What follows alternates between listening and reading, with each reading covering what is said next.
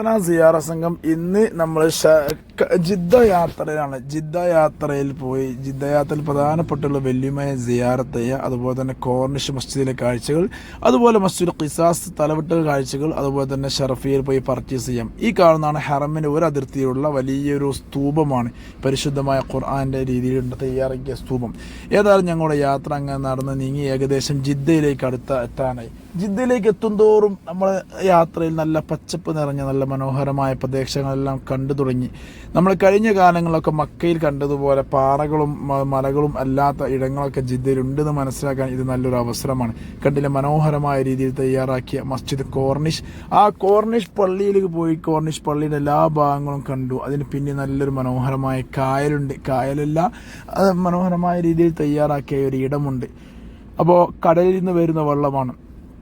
അവിടെ എല്ലാം പോയി അവിടുത്തെ എല്ലാ കാഴ്ചകളും കണ്ടു. പ്രിയപ്പെട്ട ഉമ്മമാർ ഹാപ്പി, ഉപ്പമാർ ഹാപ്പി. അങ്ങനെ നടന്ന് കണ്ടാസ്വദിച്ചു.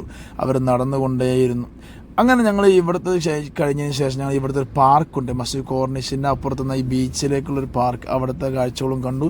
ശേഷം പിന്നീട് ഞങ്ങൾ വീണ്ടും കയറി നേരെ മസ്ജിദുൽ ഖിസാസിലേക്ക്. മസ്ജിദുൽ ഖിസാസ് എന്ന് പറഞ്ഞാൽ ഞാൻ പറഞ്ഞല്ലോ, സൗദി അറേബ്യയിലെ ഇസ്ലാമിക നിയമം നടപ്പിലാക്കിയിരുന്ന ഈ കാണുന്ന പള്ളിയാണ്, വെള്ളപ്പള്ളി. കൊന്നവൻ്റെ തല വെട്ടുക എന്നുള്ള നിയമം, അങ്ങനെ നിയമങ്ങൾ നടപ്പിലാക്കിയിരുന്ന സ്ഥലമാണ് മസ്ജിദുൽ ഖിസാസ്. അതും അതിൻ്റെ പരിസരവും. ഇത് മഖ്ബറത്തു ഹവ്വായിൻ്റെ അകത്തളങ്ങളിൽ കാഴ്ചയാണ്. വല്യമ്മ എല്ലാവരും സിയാറത്ത് ചെയ്തു. എല്ലാവരും സന്തോഷത്തിലായി. അൽഹംദുലില്ലാ സുമ്മ അൽഹംദുലില്ലാ. അതിനുശേഷം ഞങ്ങൾ എല്ലാവരും കൂടി പർച്ചേസ് ചെയ്യാൻ വേണ്ടി ഞങ്ങൾ ഡേ ടു ഡേ എന്ന് പറയുന്ന മാർക്കറ്റിലേക്ക് പോയി. അങ്ങനെ അവിടെ നിന്ന് പർച്ചേസ് എല്ലാം കഴിഞ്ഞു വളരെ സന്തോഷത്തോടെ തിരിച്ചു പോന്നു. പ്രിയമുള്ള സുഹൃത്തെ, നിങ്ങളുടെ വിലയേറിയ അഭിപ്രായങ്ങൾ കമൻറ്റിൽ അറിയിക്കുമെന്ന് പ്രതീക്ഷിക്കുന്നു. നമ്മുടെ വീഡിയോ നിങ്ങളുടെ ഫാമിലി ഗ്രൂപ്പിലേക്ക് അയക്കുമെന്ന് പ്രതീക്ഷിക്കുന്നു. വീണ്ടും കാണാം. അസ്സലാമു അലൈക്കും.